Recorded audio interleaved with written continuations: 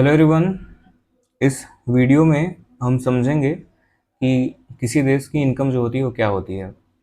बाकी के वीडियोस में हम समझेंगे कि कैसे किसी देश की इनकम को कैलकुलेट किया जाता है, क्या डिफरेंट डिफरेंट मेथड होते हैं, तरीका जिसके थ्रू हम किसी देश के इनकम को कैलकुलेट करते हैं। तो सबसे पहले किसी नेशन की इनकम जो होती है उसको डिफाइन करने का दो तरीका होता है। एक तो ये देखते हैं कि उस देश की जो डोमेस्टिक टेरिटरी है उसमें कितने गुड्स एंड सर्विस का प्रोडक्शन हो रहा है, और उस गुड्स एंड सर्विस की जो फाइनल वैल्यू निकल के आती है उसको बोलते हैं उस देश की इनकम।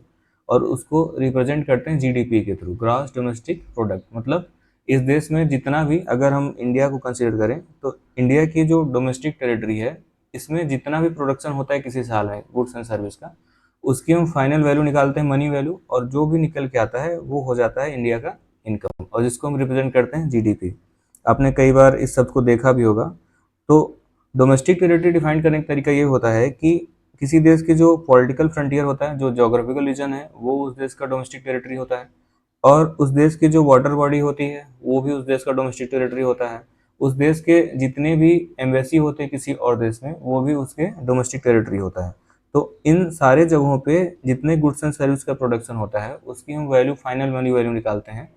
तो उसको रिप्रेजेंट करते हैं जीडीपी, जो कि उस देश की इनकम को रिप्रेजेंट करता है। दूसरा तरीका ये होता है किसी देश की इनकम निकालने का कि उस देश के निवासी जो है, रेसिडेंट जो है, उन्होंने कितना प्रोडक्शन किया।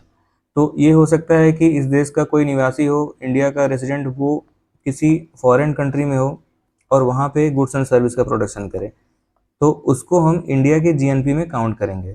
किसी देश का जो रेसिडेंट होता है उसको डिफाइन करने का तरीका ये होता है कि अगर कोई व्यक्ति किसी देश का रेसिडेंट है और किसी फॉरेन कंट्री में गया है वो एम्प्लॉयमेंट के लिए किसी और पर्पज से, और अगर वो वहाँ 1 साल से कम समय के लिए रहता है तो वो भी उस देश का रेसिडेंट कहा जाएगा, अपने होम कंट्री का। बट अगर वही व्यक्ति फॉरेन कंट्री में 1 साल से ज़्यादा समय बिताता है तो फॉरेन कंट्री का रेसिडेंट माना जाएगा, और उसकी जो भी इनकम कैलकुलेट होगी वो उस फॉरेन कंट्री के जीएनपी में कैलकुलेट होगी, ना कि इंडिया के जीडीपी में।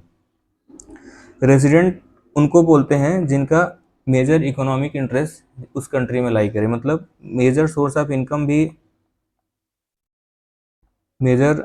इनकम भी उसी कंट्री में हो, और मेजर इकोनॉमिक एक्सपेंडिचर भी उस आदमी का अगर उसी कंट्री में हो, तो उसको उस कंट्री का रेसिडेंट बोला जाता है, उस कंट्री का निवासी बोला जाता है।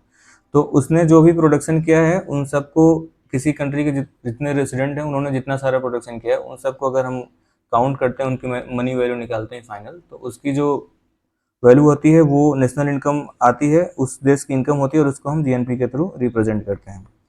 तो शायद आपको समझ में आया होगा, किसी देश की इनकम निकालने का दो तरीका होता है। एक तो ये कि उस देश की जो डोमेस्टिक टेरिटरी है उसमें जितना भी गुड्स एंड सर्विस का प्रोडक्शन होता है उसकी हम फाइनल वाली वैल्यू निकालते हैं, तो उसको हम जीडीपी के थ्रू रिप्रेजेंट करते हैं। और दूसरा तरीका ये होता है कि हम देखते हैं कि उस कंट्री के जो रेसिडेंट हैं उन्होंने जितना गुड्स एंड सर्विस का प्रोडक्शन किया है उसको हम निकालते हैं, उसको जीएनपी के थ्रू रिप्रेजेंट करते हैं। तो ये होती है किसी देश की इनकम।